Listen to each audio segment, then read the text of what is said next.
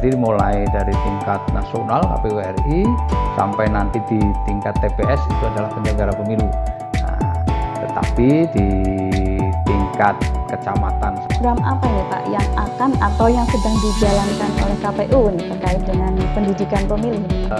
Produk-produk pemilu itu, karena kedaulatan rakyat ada di tangan pemilih itu, tangan rakyat. Ya. Sehingga dalam melaksanakan kedaulatannya, hak pilihnya, mereka harus disadari atas pengetahuan.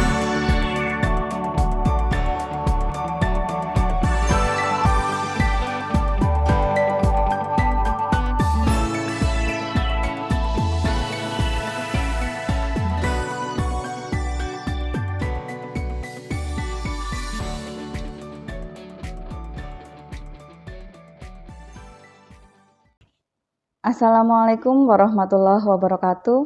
Selamat pagi sahabat pemilih dimanapun Anda berada. Senang sekali saya Ira Rina Risnawati dapat menyapa Anda dalam talkshow KPU Kebumen Menyapa dari Sapa Jadi Tahu. Dan tentunya kita akan menemani Jumat pagi Anda dengan berbincang-bincang menarik seputar kepemiluan.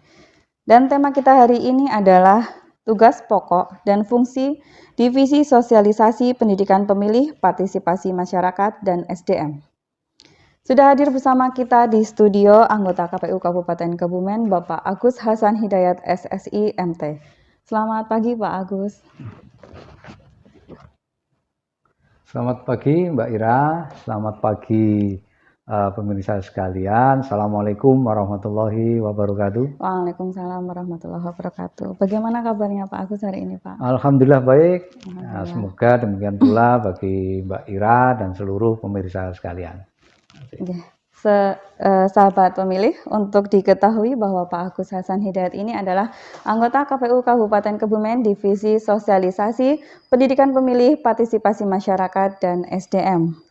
Ini terkait divisinya Pak Agus ini, tugas utama dari divisi yang Bapak ampu ini apa ya Pak Agus?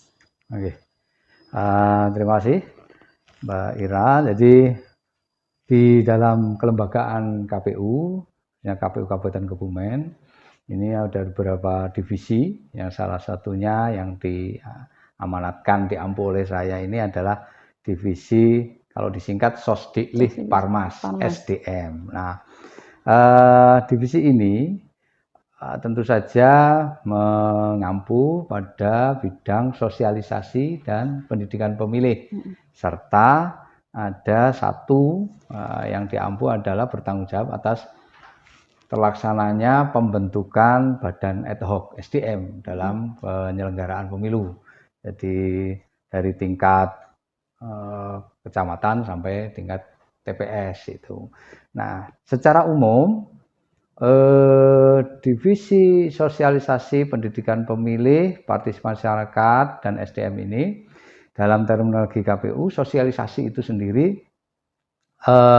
menyangkut tentang informasi mengenai penyelenggaraan berupa tahapan-tahapan yang ada kepada masyarakat agar masyarakat tahu ini yang sedang berlangsung ini terkait tahapan apa begitu, sehingga dalam penyelenggaraan pemilu ini bisa diketahui oleh masyarakat luas ini sedang tahapan periode apa, misalnya mulai tahapan periode pembentukan badan ad hoc atau periode pembentukan pemutakhiran data pemilih gitu, maaf ya.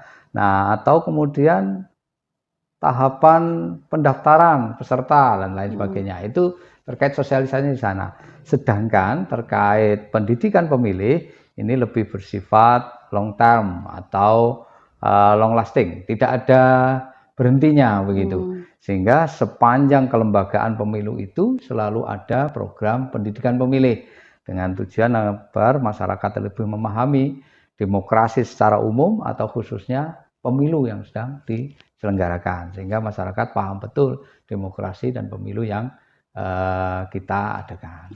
Nah, selanjutnya terkait bidang SDM tadi, tentu saja dalam setiap penyelenggaraan pemilu itu ada kebutuhan atas perangkat penyelenggaranya. Nah, jadi mulai dari tingkat nasional KPU RI sampai nanti di tingkat TPS itu adalah penyelenggara pemilu. Nah, tetapi di tingkat kecamatan sampai TPS itu bersifat ad hoc atau kepanitiaan. Demikian itu, Pak. Menarik ini, Pak. Berarti tadi itu untuk SDM-nya yang bersifat ad hoc itu hanya ada ketika pemilu saja atau tidak, Pak? Oh ya. Nah, karena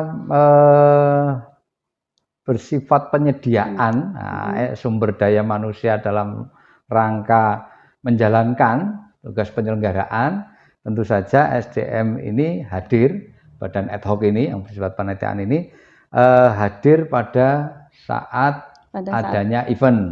Jadi adanya pemilu, misalnya pemilu legislatif atau pilpres, itu akan dibentuk badan ad hoc di tingkat kecamatan sampai TPS. Tetapi kalau yang komisioner ini adalah kelembagaan yang bersifat tetap, ini periodisasinya selama 5 tahun. 5 tahun. Ya.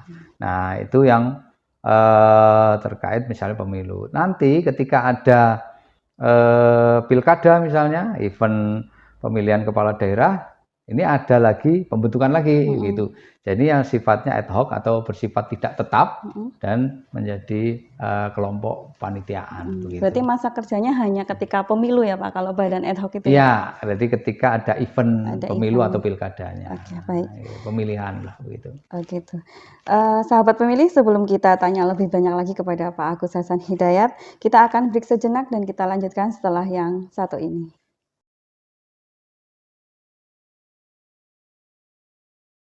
Kembali lagi bersama kami dalam acara talk show KPU Kebumen Menyapa dari Sapa Jadi Tahu. Kembali lagi Pak Agus, ini tadi kita sudah mengulik tentang tugas utama dari Pak Agus dan juga pendidikan pemilih itu apa, partisipasi masyarakat dan juga SDM. Ini kemudian program apa ini Pak yang akan atau yang sedang dijalankan oleh KPU nih terkait dengan pendidikan pemilih ini Pak? Oke, baik. Seperti tadi bahwa program pendidikan pemilih itu kan long term atau long lasting ya, tidak mengenal ada tahapan atau tidak. Nah, saat ini KPU Kabupaten Kebumen meskipun tidak ada tahapan event pemilu begitu, kita tetap menyelenggarakan pendidikan pemilih. Nah, beberapa hal yang sedang kita persiapkan dan kita laksanakan saat ini beberapa hal, misalnya pendidikan pemilih pada kelompok masyarakat yang dalam evaluasinya ini partisipasinya rendah. Nah, dari pemilu terakhir atau pemilu sebelumnya ini ada daerah-daerah yang kita evaluasi ternyata pemilunya partisipasinya rendah. Dalam hal ini partisipasi baik seluruh tahapannya, perhatian masyarakat terhadap pemilu maupun untuk hadir di TPS untuk melaksanakan hak pilihnya itu rendah. Nah, ini kita adakan program pendidikan pemilih di wilayah masyarakat atau pemilih yang partisipasi rendah. Nah, ada juga kita juga mempersiapkan pendidikan pemilih pada kelompok masyarakat yang daerahnya rawan bencana.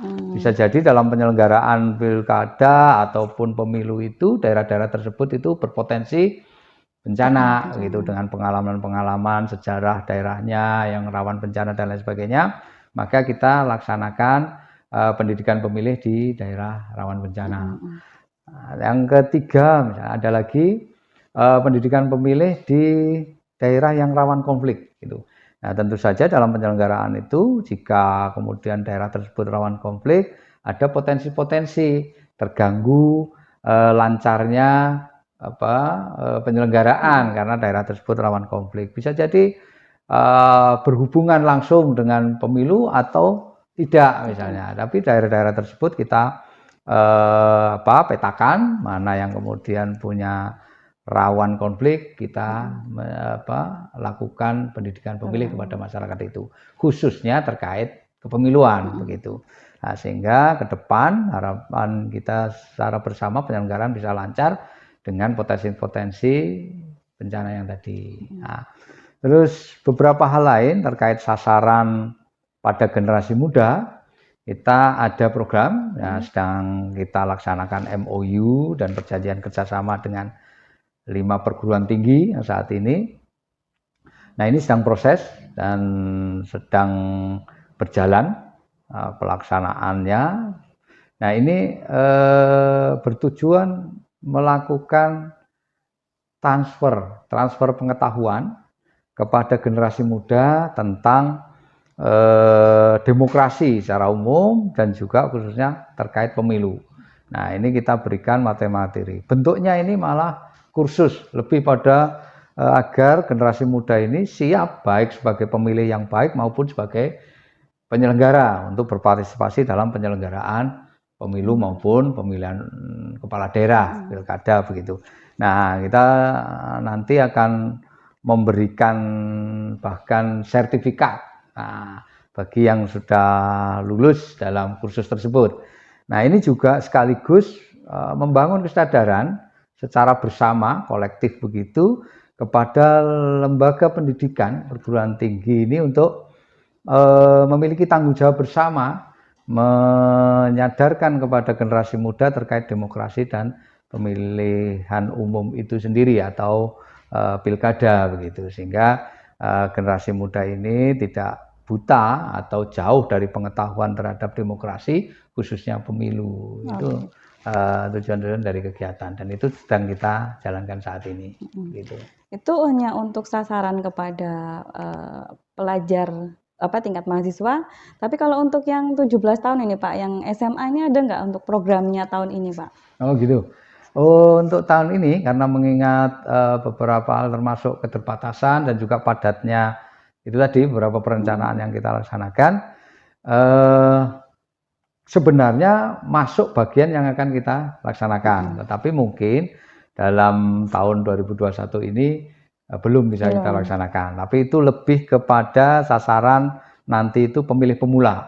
Jadi di tingkat sekolah menengah atas itu rata-rata mereka kan baru masuk umur 17 misalnya. Nah, itu kalau masuk kategori pemilih pemula dan itu wajib juga kita lakukan pendidikan pemilih karena tentu saja karena mereka pemilih pemula, mereka harus kita bekali pengetahuan dan kesadaran juga bagaimana kedaulatan mereka sebagai pemilih itu bisa dilaksanakan dengan baik dan benar. Itu penting juga bagi kita. Tetapi di tahun 2021 ini belum ada karena beberapa hal keterbatasan teknis kita. Nah, demikian, Mbak. Demikian, sahabat pemilih, sebelum kita tanya lagi kepada Pak Agus Hasan Hidayat, kita akan break sejenak dan kita lanjutkan setelah yang satu ini.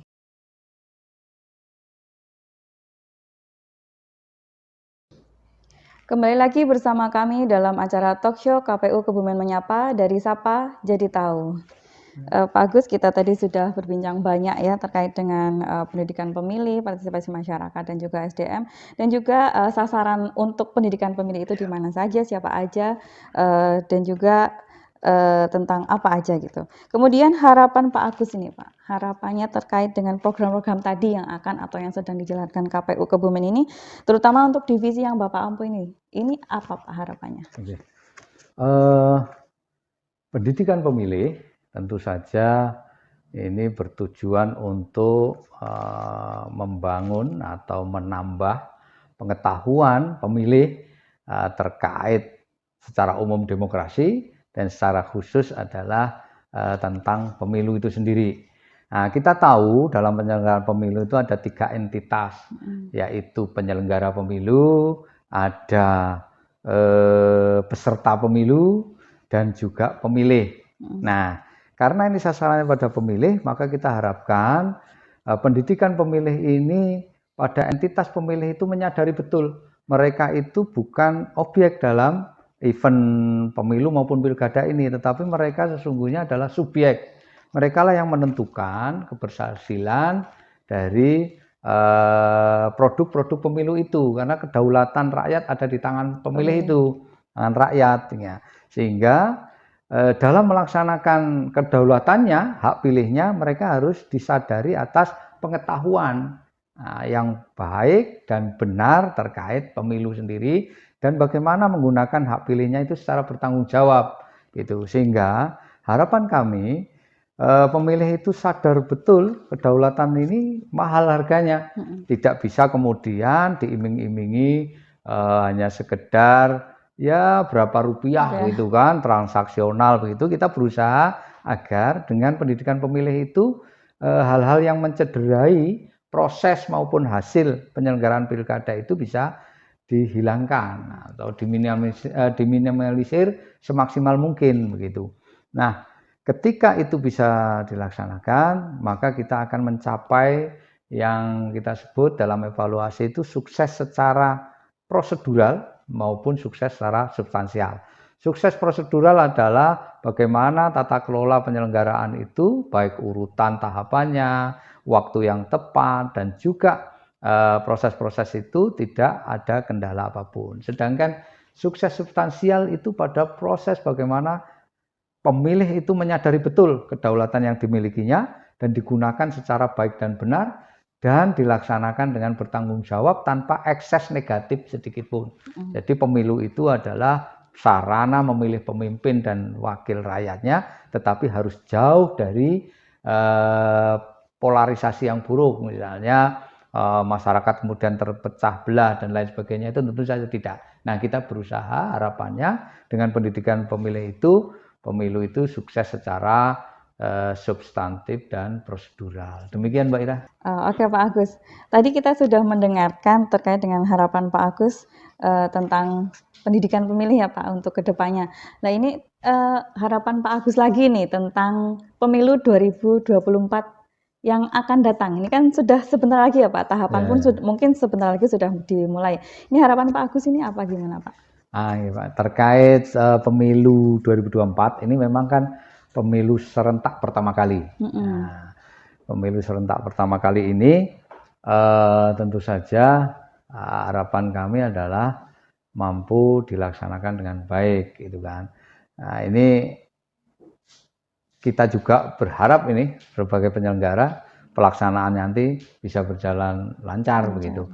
Nah, sedangkan bagaimana prosesnya atau ketentuannya ini kan sedang dipersiapkan, baik regulasinya atau tata aturan yang lain terkait penyelenggaraannya ini sedang diproses di tingkat pusat sana untuk menjadi pedoman pelaksanaannya. Nah, ini ketika nanti itu sudah ditetapkan dan menjadi ketentuan yang harus dijalani sebagai panduan dalam penyelenggaraan, tentu saja harapan kami selaku penyelenggara dapat melaksanakan itu semua secara baik sesuai dengan prosedur yang harus ditetapkan, prinsip-prinsip penyelenggaraan bisa berjalan dengan baik. Ini juga harus kita usahakan selaku penyelenggara pemilu. Sedangkan kepada pemilih selaku subjek dalam pemilu dan pemilihan ini, tentu saja kami berharap pendidikan pemilih yang kami laksanakan dan sosialisasinya nanti itu mampu membangun kesadaran bagi pemilih itu sendiri tentang kedaulatannya, hak pilihnya bisa dilaksanakan dengan baik dan benar serta bertanggung jawab, dan juga kami berharap penyelenggaraan itu tidak berdampak atau berekses negatif. Kita bisa berjalan aman, tertib, nyaman, dan bisa menghasilkan pemimpin dan wakil rakyat yang sesuai dengan harapan rakyat. Nah, ini semua menjadi akhir dari bagaimana proses pemilu dan pilkada nanti dalam pemilu 2024 itu sebagai harapan bersama kita semua. Nah, terwujudnya pemerintahan yang diisi oleh pemimpin-pemimpin yang baik dan benar sesuai dengan pilihan rakyat, dan juga wakil-wakil rakyat yang bertanggung jawab atas amanah yang diberikan oleh rakyat kepada mereka. Demikian, Pak. Jadi intinya Pak Agus, dari perbincangan kita tadi dapat disimpulkan bahwa pendidikan pemilih itu sangat penting ya Pak Agus ya. Baik, terima kasih Pak Agus atas bincang-bincangnya hari ini. Semoga apa yang dijelaskan oleh Pak Agus tadi dapat memberikan pengetahuan lebih kepada sahabat pemilih dimanapun berada. Baiklah sahabat pemilih, demikian tadi telah kita ikuti bersama Talkshow KPU Kebumen Menyapa, dari Sapa Jadi Tahu. Nantikan episode-episode selanjutnya setiap hari Jumat pukul 9 pagi di channel YouTube KPU Kebumen. Jangan lupa like, subscribe, dan komen. Dan apabila ada saran atau pertanyaan, dapat dikirimkan melalui hotline kami di bawah ini. Demikian saya Ira Rina Risnawati undur diri. Wassalamualaikum warahmatullahi wabarakatuh.